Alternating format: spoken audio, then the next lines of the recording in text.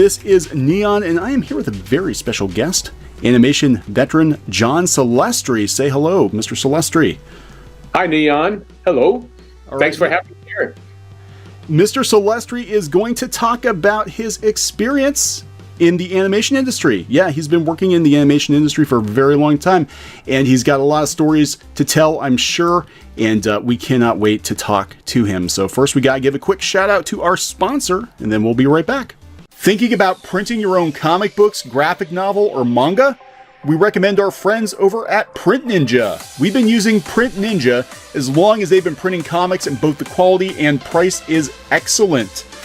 Mention Clownfish TV and get an additional 5% overrun of your book order quantity printed for free. For free! That's free books, people. Just mention this offer on the phone or in the additional information box on the quote request form. That's printninja.com, or click on the link in the description below. All right, guys, welcome back. This is Neon. I'm here with John Celestri, and we're gonna talk about the animation industry. And John's got a lot of stories, and I'm gonna let him lead this one. He's been working in animation for a long time. He worked on a lot of beloved 70s and 80s properties and movies you're probably familiar with, like the Star Wars Holiday Special. He worked on Rock and Roll. He's worked on Herself the Elf. He's She-Ra. He's been all over the place, and I am really looking forward to having this conversation. Thank you, John, for coming on. You're very welcome. Just to add to that list of things is the Don Bluth's Space Ace and Dragon's Lair games. Oh my gosh, yeah. They're bringing those back, I've heard. They're arcade one-up, if you're familiar with them. They make the replica arcade machines. They're supposed to be bringing Dragon's Lair back out. Well, that's cool. Death scenes were my specialty. That's what the sort of thing. But we'll also add the Batman Zellers commercials that I did. Yeah, those are cool. 89, yes. So yeah, I mean, you've worked like everywhere. I was looking you up on. I knew you did a lot of work for Nelvana, but I was looking you up on IMDb. I'm like, man, he worked on this, and he worked on that, and it's like, I mean, literally almost anything I could think of, no matter how obscure back in the 70s and 80s, it seemed like you worked on it. So how did you break into the animation industry? Well, I started just to explain why it seems like I worked on everything. The industry at that time, we're talking about the 70s and early 80s. It was maybe 350 people in the New York City union animation industry, and maybe another 800 in Los Angeles. So you actually knew everybody. Yeah. So everybody rotated from one place to another, and you all worked together, and so that explains why it seems like the same names keep appearing everywhere. But anyway, okay. So how I got started, I always wanted to be a cartoonist. Mm-hmm. Long story short, had it more of an academic background. I'm self-taught as an artist. Mm-hmm. I learned, I wanted to be a comic strip artist and a sports cartoonist.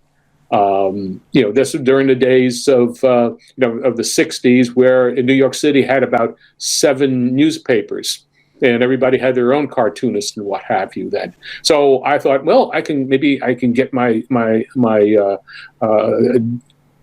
get a chance to show my stuff to people there. But, the industry started to change and newspapers started to fold and what have you.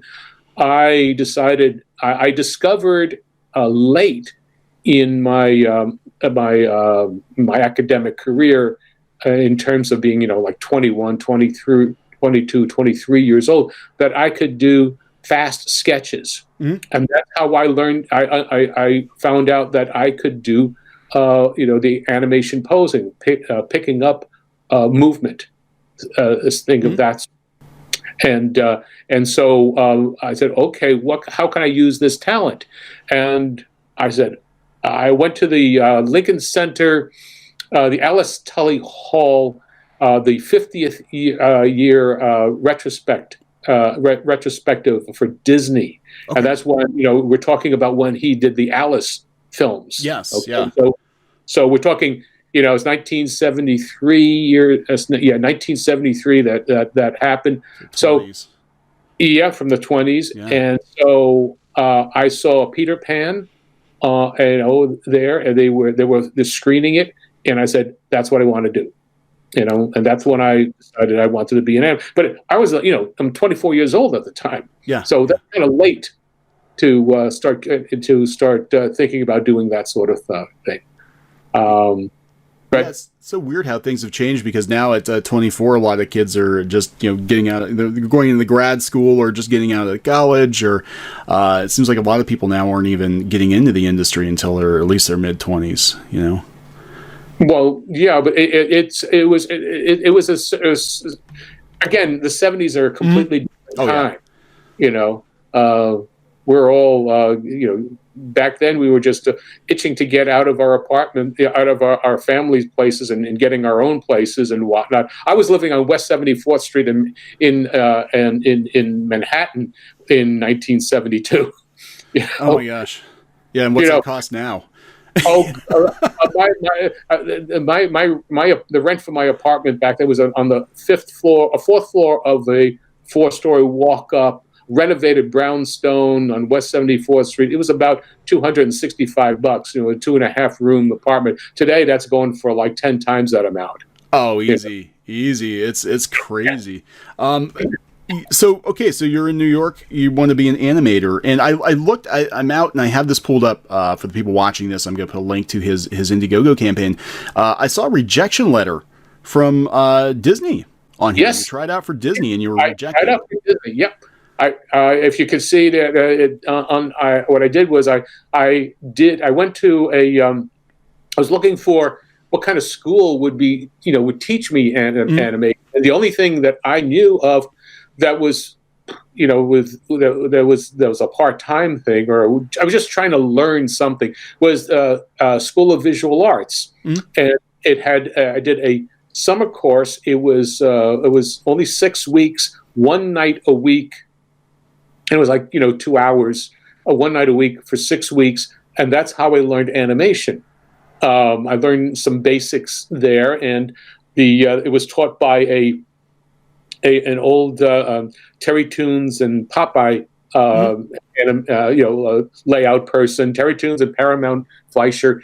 And he said, well, here's how you do it. And so we learned how to run the camera, the Oxbury stand, and he told you, well, here's your exposure sheet, and this is how to do a storyboard and everything like that. So I had learned all the basics, but I was still teaching myself using an old, it's called an Elmo. It was a sound, a 8mm Super 8 sound editing machine, and use those old Disney had released sections from their features, from Snow White, from Pinocchio, and so I would run it frame by frame to study that.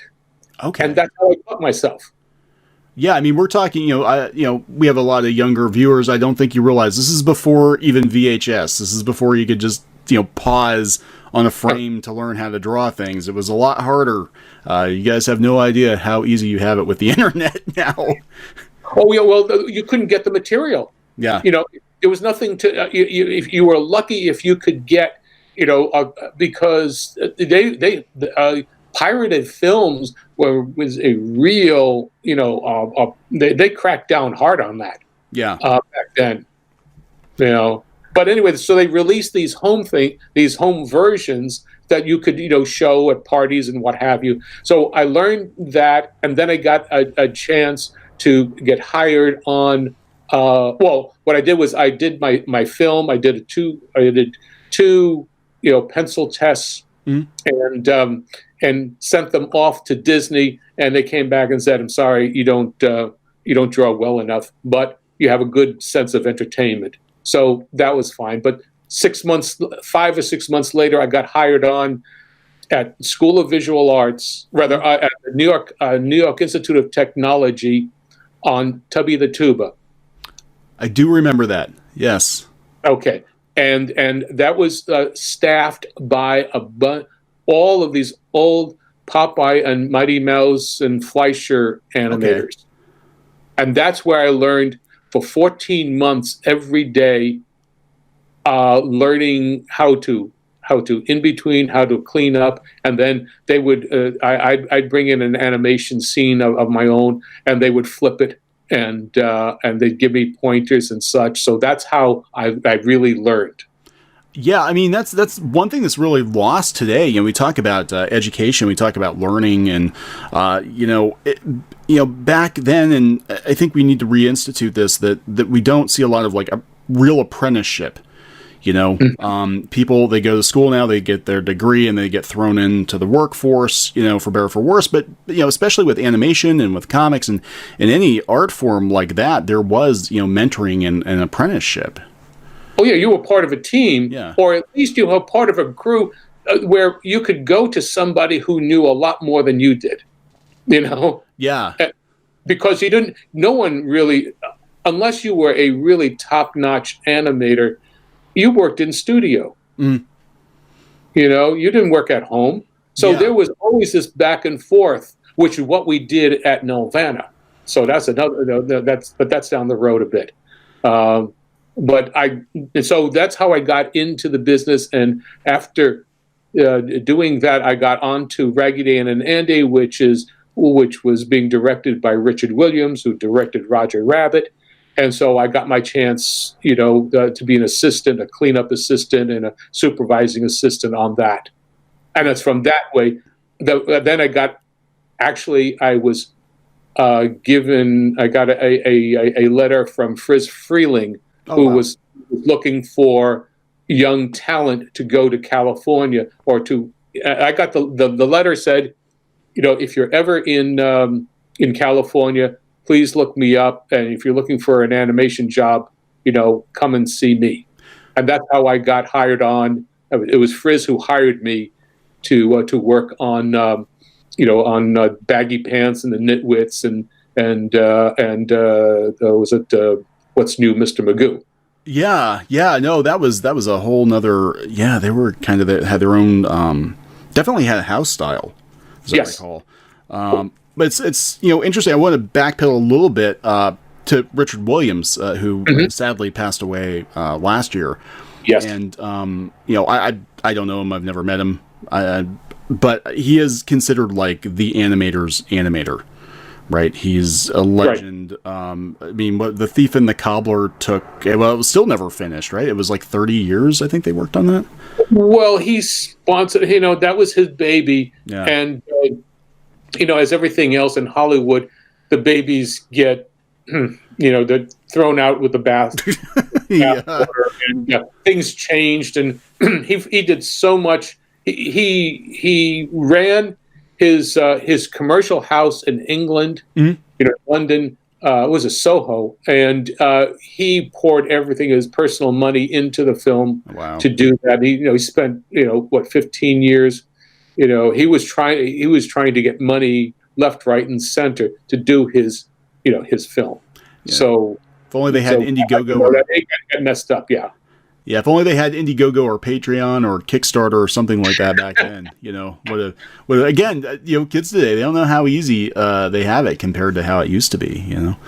What was always tough. Here's the thing: is that even as a young guy, trying to get to break in, it was still tough because there hadn't been any new blood in the industry for 20 years. Mm. There hadn't been any new anime students, because when TV came, technology always rears its ugly head in some way, shape, or form. So when all of those Hollywood studios, shut down, where were all the other, where the animators were going to go? So Hanna-Barbera opened up, but once again, so they only had enough work. So from like 1955 to 75. There weren't any new young people really coming into the business. So the average age of an animator was about 55.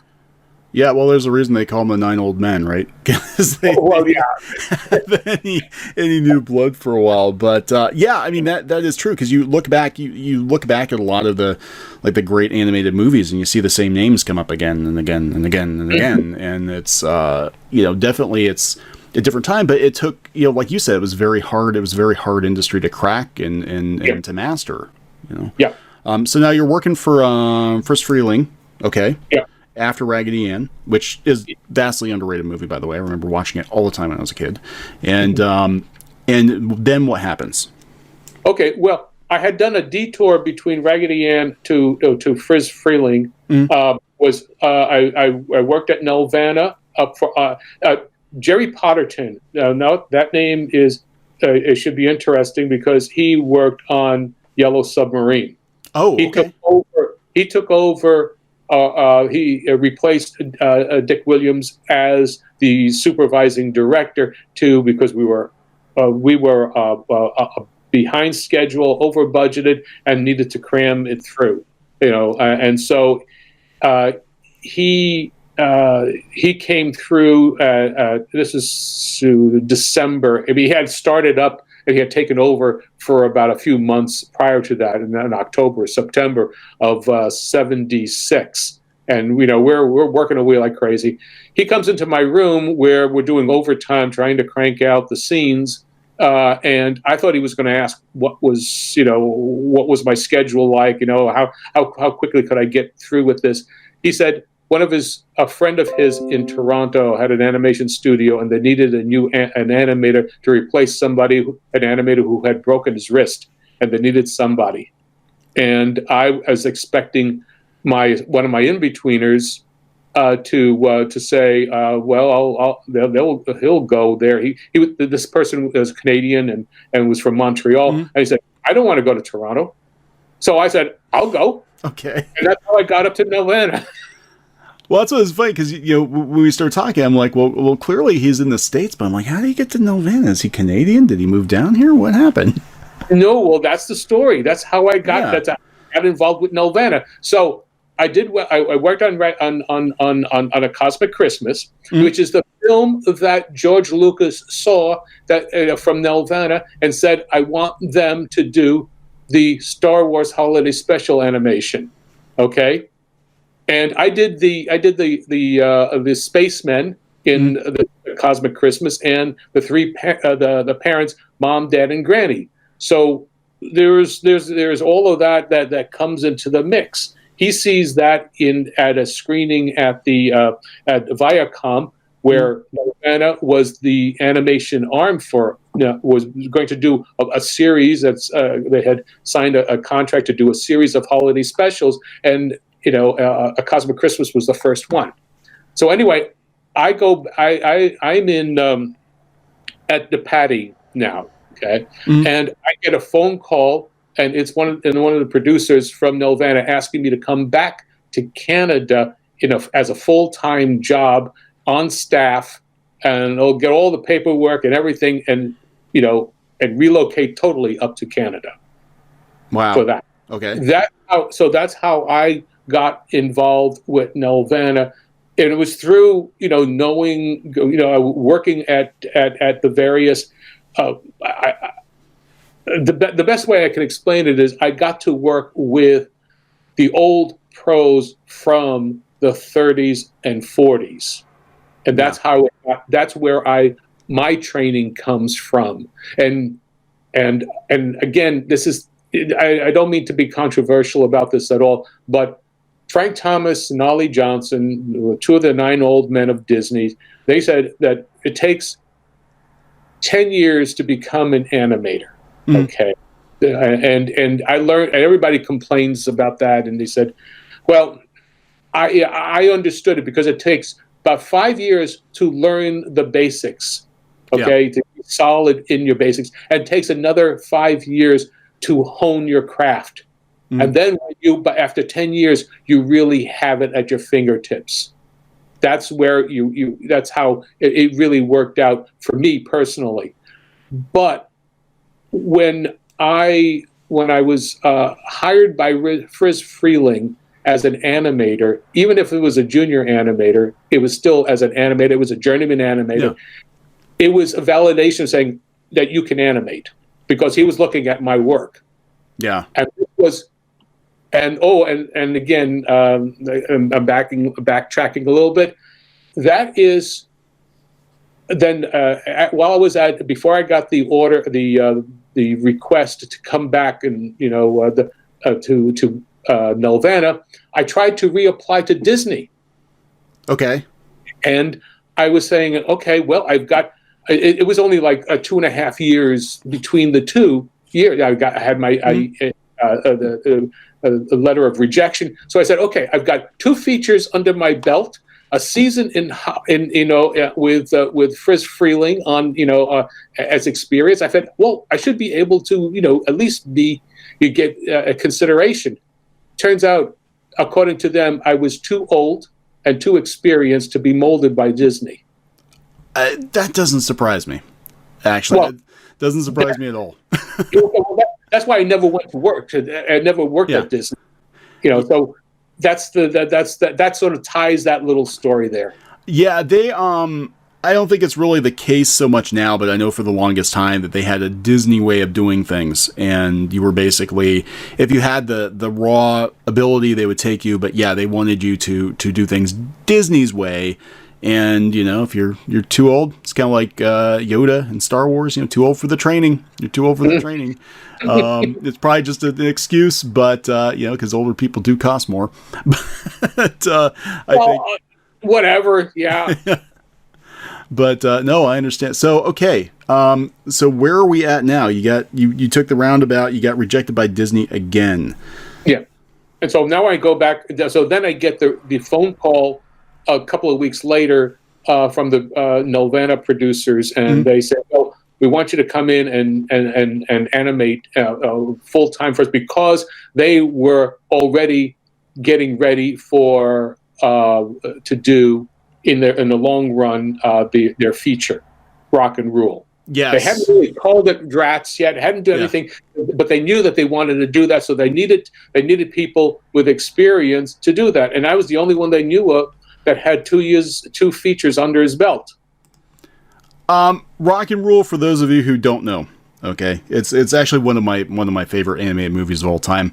Love this movie. Love it. And I remember watching it actually when I was a kid on HBO. I think I watched it on HBO or Cinemax. But amazing piece of animation that we'll never see anything like this again. Today, because it was such a risk. This movie wasn't it? Oh yes, oh yeah, definitely. I mean, it is a rock and roll movie, but I think it still has because we were so raw when we did it. We were a raw talent, very young. I mean, I was one of the oldest ones there, and when we started on that, I was 30 years old. Yeah, and I was one of the oldest people at the studio. So, but it was you could name out their the bands, Cheap Trick, Earth, Wind and Fire, Blondie, Lou Reed, Iggy Pop. Am I missing anybody? Cheap Trick. Do we get Cheap Trick? Yeah, we said Cheap Trick. Yeah. Yeah, it was kind of a who's who of it was almost like they just like took CBGB and just like dumped them into this movie, right? It was like all the bands of that era, all the punk bands, the early punk bands, Lou Reed, and it was like that whole era. And that's one of the reasons I really wanted to have you on, John, is because that whole era for me was, I don't even know what they call it. Like when all these rock and roll movies came out in the 70s and 80s, and they were very experimental. They were more adult than they were for kids. And we were seeing crazy things done in animation, 2D animation that has never been done since. And you just don't see that anymore. It's, and it only lasted maybe a decade, maybe. I mean, maybe it started with like Fantastic Planet and then just kind of ended by like the mid 80s. But it almost feels like they were trying to animate, Heavy Metal Magazine or something. Literally, we had a heavy metal movie in there too. But I wish there was a name for this genre, because we have all these, forgotten, sadly, gems that kind of fit into this category. And Rock and Roll is definitely one of the best. Absolutely. Thank you. Well, the thing about that is that the characters, the energy was raw. They were trying to break away. Oh yeah, you had Ralph Bakshi, okay? Yeah. Who was doing all his stuff, his straight stuff. He was doing stuff for, because he was on a low budget, and he really didn't want to have more than just one or two takes at all on his stuff. He's a Terry Toon guy. Oh wow, yeah, that's right. Yeah, he was. He took over the studio, and he did the last few seasons at Terry Toons, and it was very young when he was doing it. But I think the aspect of it is that the animation that you were talking about was to get away. Well, first of all, no one cared. Okay, it wasn't considered to be a money-making proposition. So those people who actually did these films, we were over budget at $10 million Canadian on Rock and Rule. Yeah. Consider today. What $10 million is? What, an episode of Game of Thrones? Yeah. But we were all doing stuff, and it was full of energy, basically, and that's really what we had going for us. Was raw energy and trying to do stuff. It was a very much of a garage band attitude. Yeah, and the same with having worked in comics, the same with comic books, in that era, it did feel very, I guess it's pretty appropriate you had the bands in it. It felt very punk. It felt very like there's something in the air with the music, with the art being produced, with all just felt like it all kind of came together, Well, at Nelvana, it was basically they were all artists or rock and roll musicians. It was really that way. You could have picked any three people out of the paint department at doing cell painting or Xeroxing or animation. They all could have fit into Omar's band. Yeah. That's basically what it was, because they're all, as I said, it's between the ages of 22 to 30. And I think that's why if, when you look at it and just don't try and say, oh, well, don't nitpick it. Just listen to it, look at it, and see and feel the energy coming out of it. That's really what you want out of a movie, So, anyway. Yeah, no, that's great, because that movie had a pretty huge impact on me when I was a kid. I actually had one of the first comics I got was they had a Rock and Roll comic book. It was a cinema, and they'd actually taken stills from the movie. Yeah. And it was one of the first comic books I ever bought, and it was really expensive back then. It was like a $5 or $6 comic book, and I remember reading and rereading. In the back, they talked to the crew at Nelvana, and they had interviews and all kinds of stuff. And the one thing that I asked you about this actually on Twitter before we talked that I remember still to this day was they had a whole segment talking about the demon at the end being animated with cow brains. Right. Yeah. Is that actually what happened? Yeah, they used okay. Yeah, what they did was they went. I'm trying to figure out what kind of textures to use. Okay. Yeah. So we had an Oxbury camera, a very top of the line animation camera that went up about 8 feet high, and so it was a multi-plane camera. Yeah. And what we did was they would be shooting that and using it. They would they went out to a butcher shop and got cow brains, because they needed texture for the beast, for the body of the beast that comes out at the end. So instead of doing anything, what they did was just poke these things around under camera with different lighting, and then do filters and whatnot, and coming in and out and doing all sorts of different ways to bypass later on, because everything was done in camera, or at least you would have you would spend that was definitely a money shot, but they would spend the money on that. But that's what they did. And so instead of trying to draw this stuff and animate it, well, you've got that already there. So, Yeah, that's very true. They use cow brains. I don't think Disney ever would have used cow brains for anything. But no, it's so cool because you think about like now, kids today, they're like, oh, I got my texture pack with my Photoshop and my whatever. It's like, no, dude, they use cow brains. That is hardcore. That is hardcore. All right. So you're working. So we skipped the holiday special a little bit. You talked. Now you did all of Boba Fett's. You did all of Boba. Yes, I did all of Boba. Yeah, I did all of Boba Fett. Yeah. Okay. I animated all of it. I had assistants and cleanup artists to work with me on that. So yeah, that's what I did. That it was kind of what happened is that after about 3 weeks.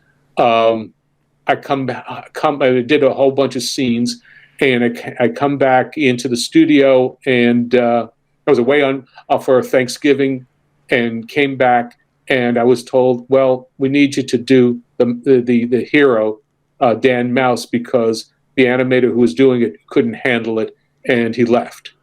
And so that's what happened. I got switched over to do Dan Mouse because there was a lot of him to do. Yeah. And he did a lot of singing, and there was a lot of songs and whatnot, and so Frank Nissen, the designer of, he was sort of the head animator there, and he went back and did the Devil, but they had to remove all of the stuff that I did because it wouldn't have worked. Our styles are totally different. Yeah, people don't understand that. Like especially older school animators, everybody has almost like a fingerprint. You can see, that's like I said about, I saw with your Batman stuff. I was like, man, it kind of reminds me of Richard Williams a little bit because there are certain things that certain animators do. Even with the Disney movies, it's not as homogenous as it is now. Like you're going to work in the house style and everybody draws the same. No, everybody had their own style. Yes. Yeah. You develop it. In fact, one of the scenes that I worked on Patty Freeling on the baggy pants, a villain. It's just it's an innocuous scene. It's just a villain gets up from a hospital bed, and he wakes up and then gets up and then turns and walks off. Well, now how would you? A friend of mine that I worked with, like at Nelvana, pointed out to me that when I showed up, he said, "Did you do that scene where he gets up?" And so it described it exactly. How would he know? But he knew my style. Yeah. That's one thing because we're talking about Raggedy Ann and Andy. And a lot of people haven't seen. They're probably like, "Why are you talking about Raggedy Ann and Andy?" It's like, no, the movie was actually really, really good. But the one thing that jumped out at me, even when I was a kid, was all of the actors in the movie were all animated by a different person, and they actually gave everybody credit. So and so did this character, and you can see it when you watch the movie.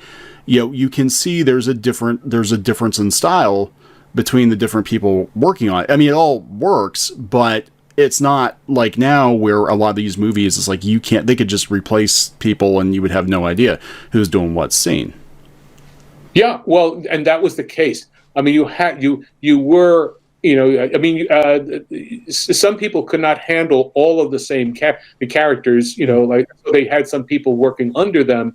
But you still had, Tisa David was doing Ann and Andy. Art Babbitt was doing the camel, the camel with wrinkled knees. What was his name? Who did the Taffy Pit? Was it Greedy? Wasn't it the Greedy? The Greedy, yeah. The Greedy. Oh, geez, what is his name? I'm having a senior moment. Anyway. They were all had their own, they had their own specific style, and you could see as soon as one, if you had to match with them, it was very difficult to do. So they handled all of the major, scenes and allowed others to work around them. Yeah. So, it's interesting because even when I was a kid, like I noticed sometimes like there'd be a scene that would have the primary character and then maybe like Raggedy Ann and Andy would come in, but they wouldn't look quite the same in that scene as they did in the other one that was just them by themselves. You know, as a kid, I didn't understand, like, how come they look a little shorter, a little squatty, or a little whatever, and it's because that wasn't the main character that animator was working on. They just happened to be in the scene with them, you know? Right. So little things like that. But, again, you don't really get that, I think, with the kind of the production line approach to animation now, where you've got, 100 people working on Elsa's hair or something, you know? Well, that's the thing is that it is completely different. You can't do, I mean, an animator back then, I mean, you had your pencil, your paper, and your feelings for what the character was going to be. Then you put design on top of that. But you could animate a scene with just stick figures, with just circles and eyes and arms here and there. You could follow the movement and the acting. You could do that, and then once you've got that done, then you throw everything else on top of it. Yeah. So yeah, and people don't seem to understand the underlying, and that's the same with any drawing, really. Any craft is the underlying structure of it, not the window dressing, but you got to understand how all the moving parts work, and then you can paint it. Right. So just like building a house, I always tell people it's like building a house. As long as the insides are good, that's whatever color you paint it, that's whatever. But you got to make sure everything's going to work and the house isn't going to fall down. Yeah. So okay, so you're still in the van. Did you work on the Care Bears movie? Because I know that came after. I did that as freelance. After I left, I was already at what was it? Was it Filmation? No, it was before Filmation. It was in between a Bluth and Filmation. I was at Ruby Spears.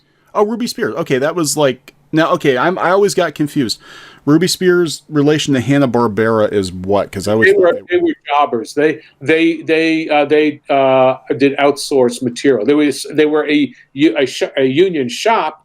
Okay. But what it was when Hanna-Barbera had a ton of money, a ton of shows, and they couldn't handle it even within house, they would use Ruby and Spears. Okay, because some of the Hanna-Barbera shows had just Hanna-Barbera, and other ones had at the end they had Hanna-Barbera and Ruby Spears, and that's kind of that's where I was doing Turbo Teen. Oh, I remember Turbo Teen. Turned into a car. Turbo Teen, and also worked on. I did one or two episodes of the Dragon's Lair TV show. Yeah, it's weird because I remember that was a weird time too. Every video game had a TV show, didn't they? The Pac-Man, Cubert, the monkey, Donkey Kong, or they whatever. Had was it Saturday Supercade or Saturday, where they had a bunch of different video games. Yeah. That was it. But the one of the most memorable things for me was this was again, I was working at Ruby and Spears, and I was just going to lunch, or I was just in the hallway or whatnot, and suddenly I see this short guy, really tough-looking guy, with somebody, big tall guy behind him, helping him along and whatnot, and I realized as he walked past me and into the elevator to go upstairs, it was Jack Kirby. Oh my gosh, that's cool. That's cool. They crack a smile. They crack a smile. No. I think he had a cigar in his mouth or something, and that was that. Oh, jeez, yeah. Yeah. But anyway, that was what he was doing. He had started to work for the shows, designing. Yeah, he Thundar the Barbarian, I think, was his, wasn't it? And I remember that he did a lot of Alex Toth, I think. Jumped ship to animation too. He was doing, Johnny Quest, and it's kind of like today. You get a lot of comic book artists jumping ship to movies and video games. Right. But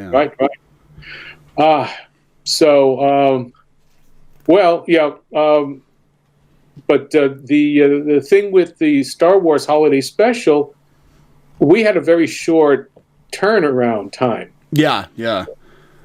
And so. That was something that we were very conscious of, and so as I said, I managed to get well, as recompense for for being taken off of the devil, I got to do the villain in the next show. Yeah, So, which is pretty cool because we actually saw more Boba Fett in the holiday special than we did in any of the movies. yeah. Like he was like, you have to be watching Return of the Jedi and be like, hey, that's that guy worked on, now he's down in the pit and now he's gone and he's been burped up, and that's it. I realized that I said, after I'd seen the trilogy, I said I played Boba Fett more than any other actor. Yeah. So I gotta ask you, have you seen The Mandalorian yet, John? No, I have to say no. I don't get Disney Plus. Okay. I'm sure you've heard this from many people. It's basically a live action version of some of the sequences we saw in the holiday special. They even got the weapon, the pitchfork weapon, the what they call it. They've got a Star Wars name for it, Ambin Phase Pulse Blaster, which hasn't been seen since the holiday special. I'm old. It's the holidays. I'm really got this post-holiday thing going on. But it hasn't been seen since then. It was not seen. Boba Fett didn't have that gun in the movies, but they gave it to the Mandalorian on the show, which I thought was kind of a cool nod to what you did. Yeah. Well, I think it's interesting. I've seen some clips of it on TV, where I see, Boba Fett, the Mandalorian, tilting his head up and down and then pulling out his blaster and sort of slink. He does this gunfighter shift, and I said, well, that's how I have him backing away to get out of into the airlock at the last scene of the holiday special.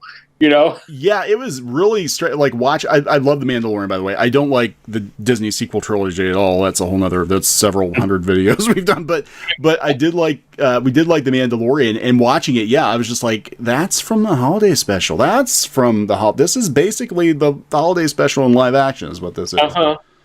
Well, there you go. Hit him up for some royalty checks. Well, at least no royalty at all. Except the thing is that no one can say that they did Boba Fett, animated Boba Fett, other than myself. So it's kind of like, okay, it's like being Shane, Yeah. I just thought that was very cool. And they know, on some level they know, because we went to Star Wars Celebration in Chicago this year, and the only thing I picked up, and I sent you a picture of it, is I got my animated Boba Fett lunchbox. My wife got it for me, and that's the only thing I wanted from this. They had all stuff, and I'm like, no, the only thing I wanted is that Boba Fett lunchbox. And I think they knew, because The Mandalorian was coming out, and I think that was kind of their way of saying, hey, this is really where this came from. Yeah. Well, that's cool. That's good, because it's a very interesting.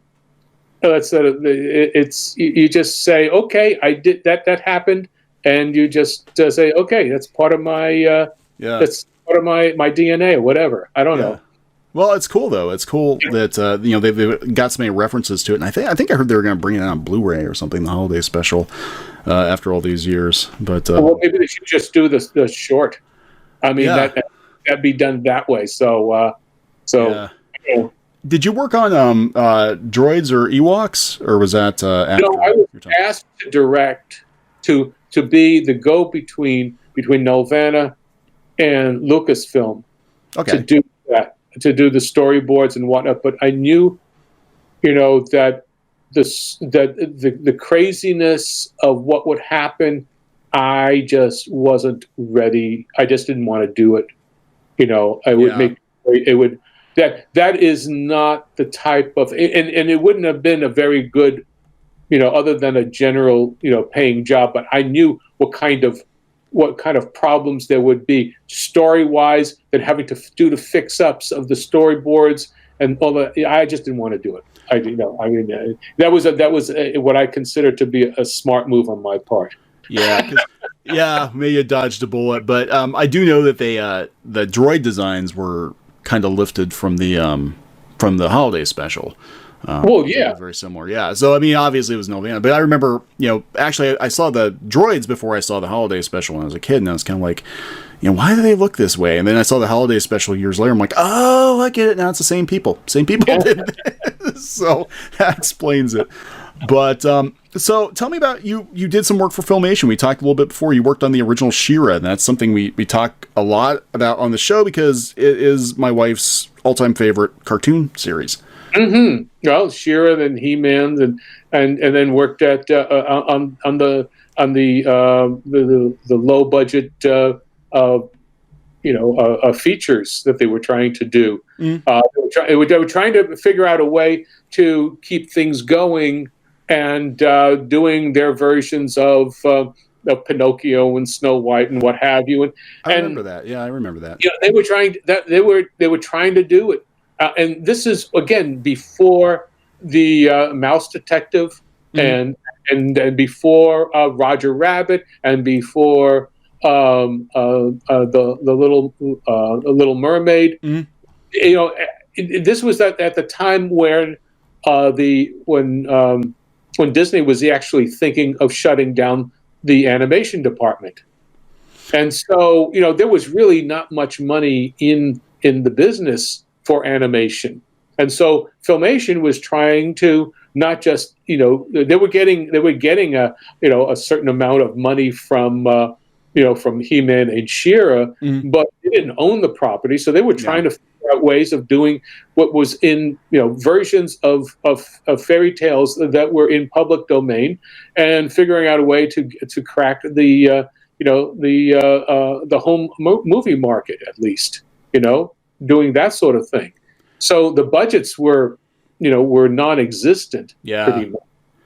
Yeah. So. Well, we're right outside Pittsburgh, and they had kind of a shrine to Lou Scheimer here. They had a lot of his equipment because he's from Pittsburgh, and that was in the Toonseum. I think, unfortunately, they shut it down. But it was really cool to see a lot because they did talk a lot about some of the lesser-known Filmation endeavors, beyond He-Man and She-Ra. And unfortunately, a lot of them didn't quite work out that well. But yeah, and that's unfortunate. But that's actually, Lou was the best, boss I worked for. Yeah, I've heard nothing but good about him. Yeah. He respected the artists. He really respected people, and he was trying to keep all animation, with under one roof and doing everything in the United States. And you can't do anything other than respect a man for doing that. Yeah, we heard. There's a show, I don't know if you've seen it, it's on Netflix, John. It's The Toys That Made Us, and they talk about the history of the toy industry, and they did an episode on He-Man, and they actually talked to Erica Scheimer, and she was explaining her dad basically pushing for 65 episodes for syndication to make sure everybody had a job all year round. Which I thought was really cool because, like you're saying, the journeyman, the freelance life, and he wanted to make sure his people were taken care of, and that's why he pushed for, talking to networks in the 65 episodes. Like, no, you have to do 65 episodes, and he gave him some reason, but basically it was to make sure his people had work all year round, which I thought was incredibly cool. Yeah, that was part of, well, first of all, they were going to do a syndicated show. You needed, a season. If you're going to do a daily show, you needed to have 65 episodes because you can't repeat the same, same show, more than once every 13 weeks. Yeah, because you get like that one kid that would tune in once, tune in a couple of weeks later, be like, it's just reruns. You lose your audience real fast. How many times can you reread the same comic book, especially if they keep re-releasing it? Yeah. That's why when I was a kid, I loved the Choose Your Own Adventure books because you could read it more than one time and you'd pick a different ending. I always cheated. I always went to the back and saw what the best ending was, and then I worked my way backwards, but that was me. So I want to talk a little bit about your Indiegogo, and then I want to talk about maybe some advice you have for people that maybe want to get into animation now, or maybe tell them not to get into animation now. I don't know. But, you can't tell somebody not to do something. All you could do is give them some advice of how to survive. Right. So I have your Indiegogo pulled up. Rough sketch, and an animation comic book portfolio, and it's got a lot of the properties we talked about here. We've got, of course, Boba Fett and Batman and Dragon's Lair and Rock and Roll. Highest possible recommendation, people. If you haven't watched it yet, track a copy down. It's an amazing movie. I friggin' love it. And so what will people get if they back your Indiegogo, John? Okay, there are at this point, 4 different levels. If you just want to do the assistant animator, that's $10, and you get a DVD, or rather a PDF of a rough sketch, which is 84 pages, and then you get also one of my Snuffy and Zoe books, which is what do you do with a stinky pirate? Okay. Okay. What do you do with a stinky? No, you got back it to make sure. Yeah, there's a song. I've written down lyrics for a song, so it's one of the inside pages, and you get that. And it's so you get that for $10, and so there's that. For assistant animator, you get that's the assistant animator. The journeyman animator in the middle of the track is you get a full copy, print copy of rough sketch, and then also the PDFs of the two books too. Okay. And then that's for $20. As a master animator, you get those elements there, plus an original Boba Fett sketch that I'll draw. That I'm drawing. Yeah, and you'll see what the pose is. It's all going to be the same pose, but I'm still drawing it brand new for each one. Oh, that's awesome. So you get so that's for $40, and that's all has for shipping. And then the last one is the John the Animator special. I think it is called. I can't remember. Yep. I'm looking at it right now. Yep. Okay, and then that has you get all that plus a second copy of.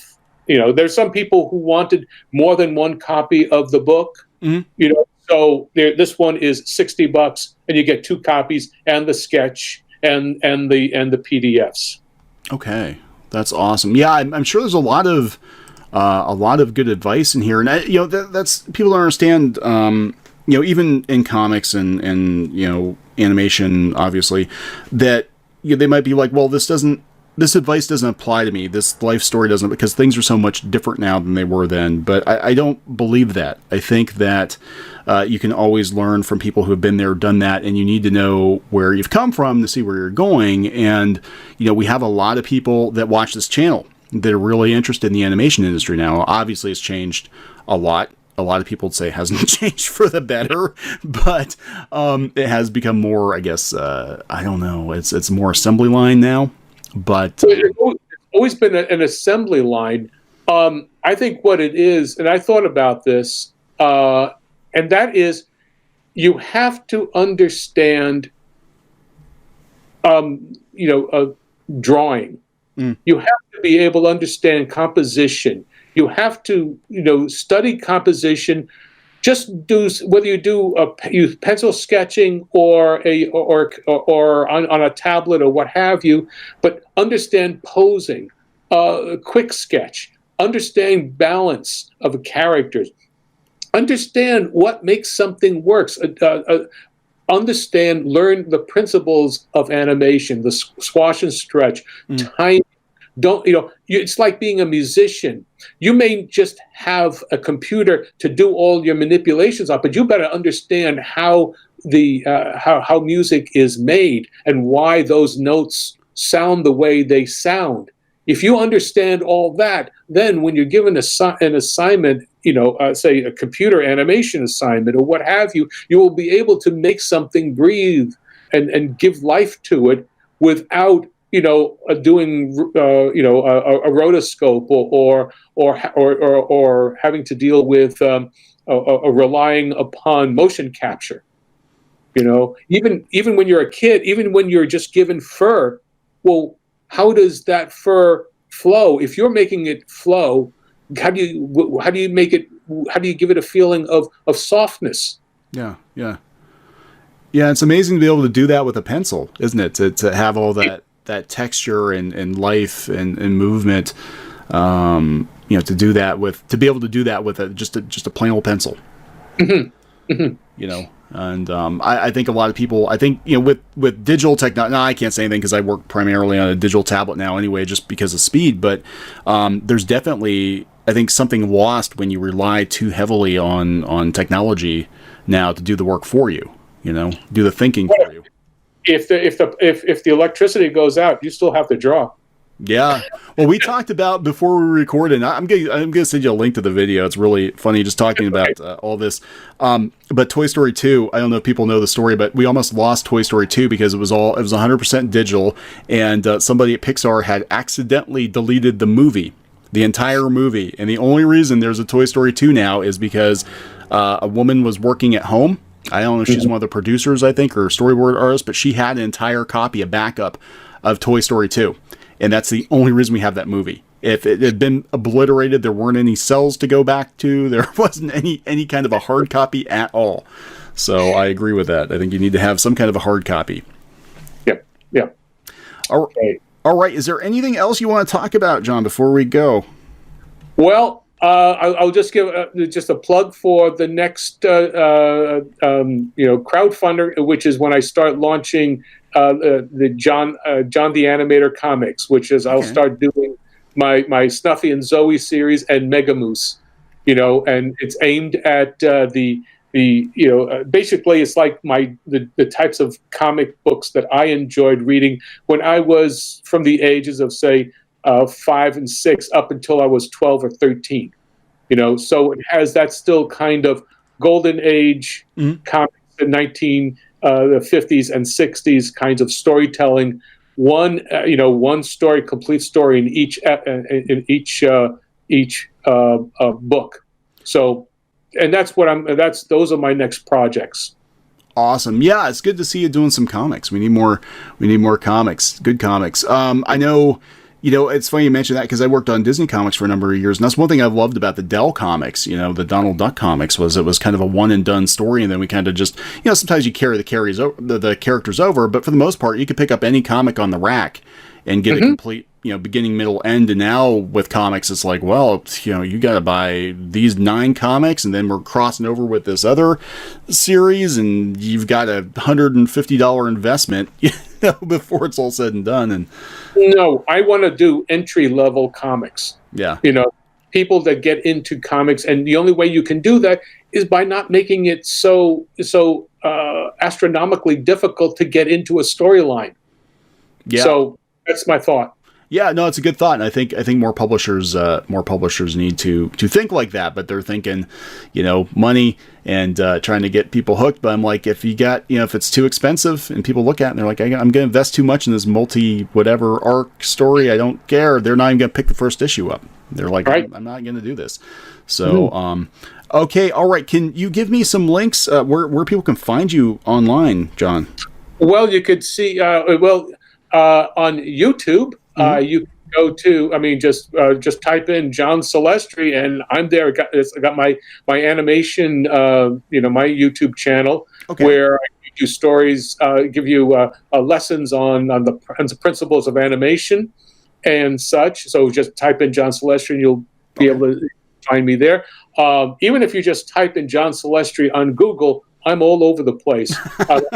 Well, really, quite honestly. Yeah, no, you are. I actually did. I was like, let's just make sure I know what all you worked on. I'm like, holy smokes, he's worked on everything.